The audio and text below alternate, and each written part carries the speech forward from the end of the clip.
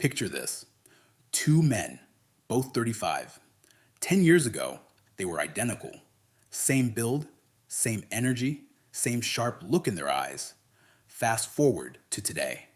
The single guy still hits the gym 4 times a week, travels solo to Thailand, has that edge that turns heads.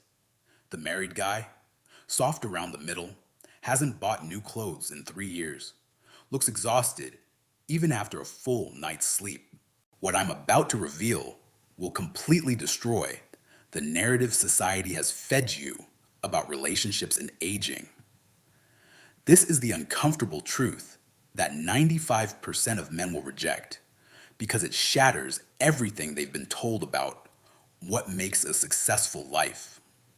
If you stay with me for the next minutes, I'll show you the exact biological and psychological mechanisms that explain why single men often age better than their partnered counterparts.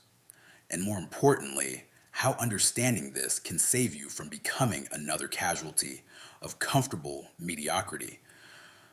This might be the most controversial thing you'll hear all week, so pay attention. Before we continue, I'm not saying relationships are bad or that you should avoid them. I'm talking about understanding the hidden costs that most men never see until it's too late. This is about making informed choices, not bitter rants. Point 1. The biological reality. Let's start with what nobody wants to admit. Marriage and long-term relationships fundamentally alter male biology, and not in the way you've been told. When a man enters a committed relationship, his testosterone levels drop. This isn't opinion. This is documented science. Studies show that married men have testosterone levels 10 to 20% lower than their single counterparts. Fathers, even lower. Why? Because testosterone serves a specific evolutionary purpose. It drives competition, risk-taking, and mate acquisition. Once you've quote won the mate and settled down, your body literally recalibrates. It says, quote 2, your brain chemistry shifts from hunter mode to provider mode. Less dopamine from the chase, more oxytocin and prolactin from bonding. Sounds romantic, right? Here's what they don't tell you. Those same hormones that make you a underscore, quote underscore 3 underscore, also make you softer, more passive, less driven. They reduce your competitive edge, your motivation to improve, your hunger for achievement. The single man, his testosterone stays elevated. His body remains in acquisition mode. He has to stay sharp because the game never ends. He can't coast on comfort. Every day is a test of his value in the sexual marketplace. Point 2, the accountability gap. Here's the harsh reality. Single men have no choice but to maintain themselves. Their survival in the dating market depends on it. Let me give you a real example. I knew two guys in their early 30s. The first got married at 28. Within 2 years, he'd gained 30 pounds, stopped going to the gym, and dressed like he'd given up. When I asked him about it, he said, quote 4. The second guy stayed single. At 35, he's in better shape than he was at 25. Why? Because every time he goes out, every time he's on a dating app, every time he meets someone new, he's being evaluated. The market is brutal and unforgiving. This is the accountability gap. Married men lose their primary source of external accountability. The wife already said yes. The chase is over. The consequences of letting yourself go are delayed and abstract. Single men face immediate consequences. Get soft, matches disappear, stop dressing well. Women don't approach, lose your edge.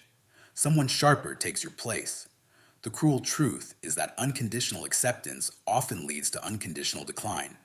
When no one is judging you, you stop judging yourself. Point 3, the freedom to optimize. Single men have something married men trade away. complete autonomy over their time, money, and decisions. Want to spend 6 months learning a new skill? Do it.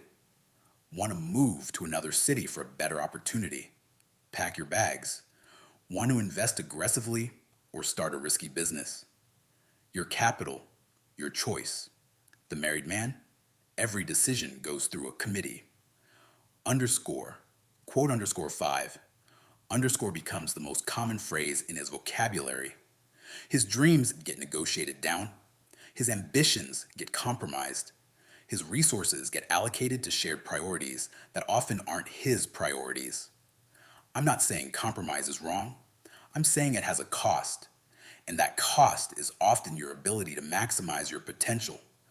Look at the statistics. The highest earning men are either single or married to women who actively support their ambitions. The middle? Men whose partners see their drive as selfishness. The biological reality is this: men are built to build. We are wired to create, achieve, conquer, expand. When that drive gets channeled entirely into domestic stability, something dies inside us. You can see it in their eyes. The spark is gone. Point 4. The stress paradox. Here's where it gets interesting. Society tells you that marriage reduces stress and improves health. The data tells a more complex story. Yes, bad marriages create chronic stress. But here's what shocks people.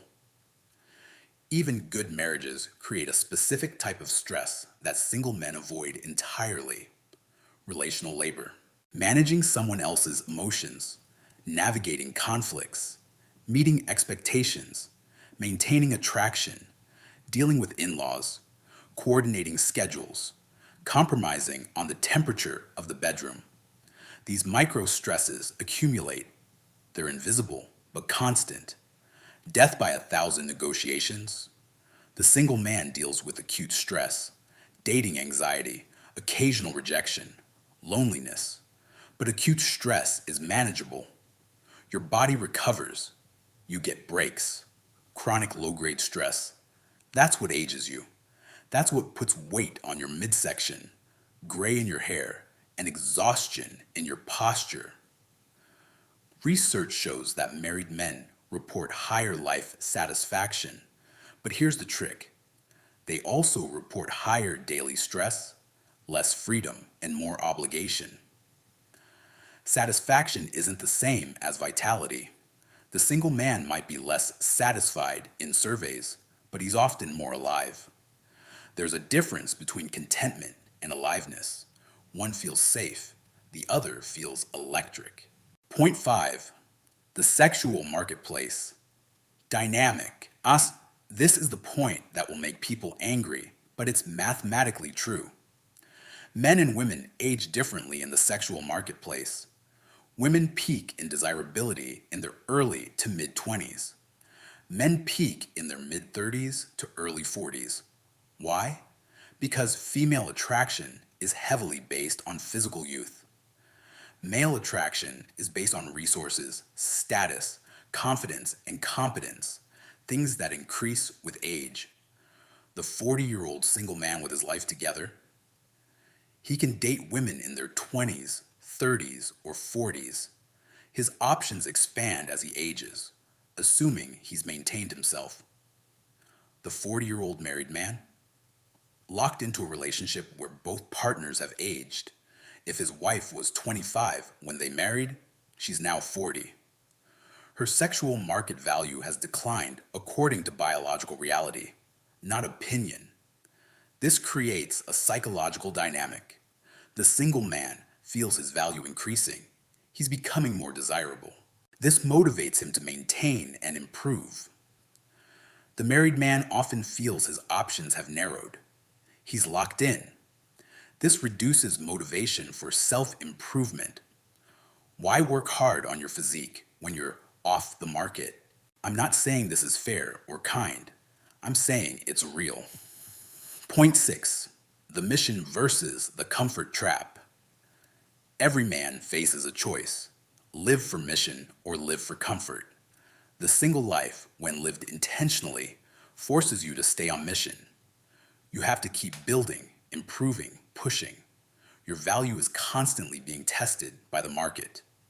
Relationships, especially marriages, offer comfort, predictability, stability, someone to come home to.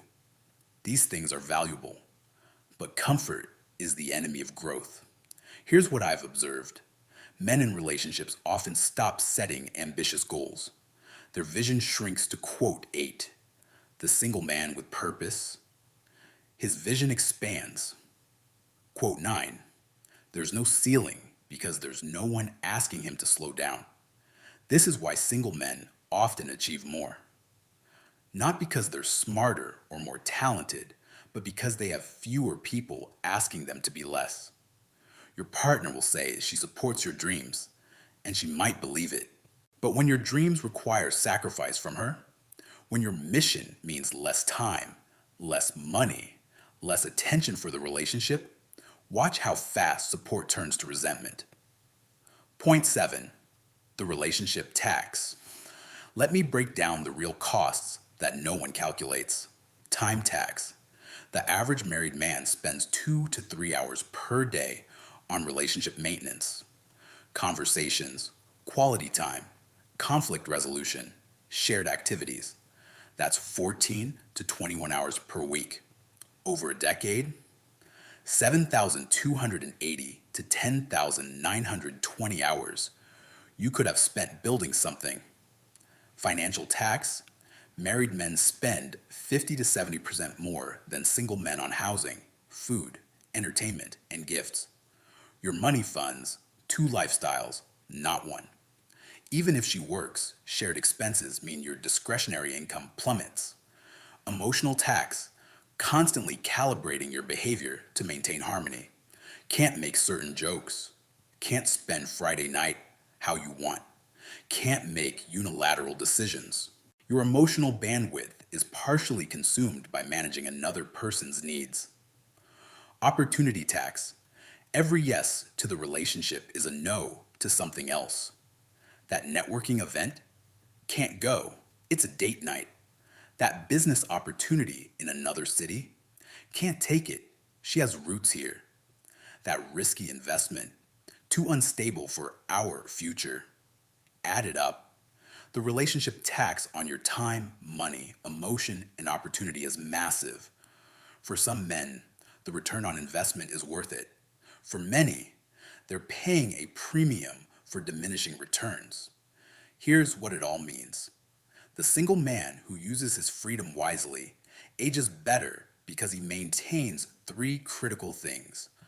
1, biological vitality through higher testosterone and competitive pressure. 2, continuous self-improvement driven by market accountability. 3, freedom to pursue mission without constant negotiation. The married man trades these advantages for stability and companionship. For some, that's a fair trade. But let's stop pretending there's no cost. The data is clear. Single men who intentionally manage their lives often maintain better physical health, higher testosterone, more wealth accumulation, and greater life satisfaction than men who settle into comfortable relationships and let themselves go. But here's the catch. This only applies to single men with purpose. Single men who drift, who have no mission, who fill the void with video games and porn, they age worse than anyone. The advantage of being single isn't automatic. It's a potential you must activate through discipline and vision. You have 2 paths. Path 1, follow the script. Get into a relationship because society says you should. Trade your edge for comfort. Wake up at 45, soft, tired, wondering where your drive went. Path 2, stay single longer. Build yourself into an undeniable force. Keep your testosterone high, your freedom intact, your mission central. Enter a relationship only when you find someone who enhances rather than diminishes your trajectory. Or path 3, enter a relationship but refuse to go soft. Maintain your standards. Keep your mission first. Find a partner who respects your drive rather than resents it. The quality of your aging is determined by the quality of your choices. Society will pressure you to settle, to compromise, to prioritize relationship status over personal excellence. Resist. A man without a woman, but with a mission, ages like wine. A man with a woman, but without a mission, ages like milk. If this perspective challenges everything you thought you knew about relationships and success, subscribe to the channel. Next week, I'm breaking down exactly how to maintain your edge, even in a long-term relationship. The strategies high-value men use to avoid the comfort trap. The game rewards those who see it clearly. Don't be the man who wakes up at 50 wondering what happened. This is the truth they won't tell you. Use it wisely.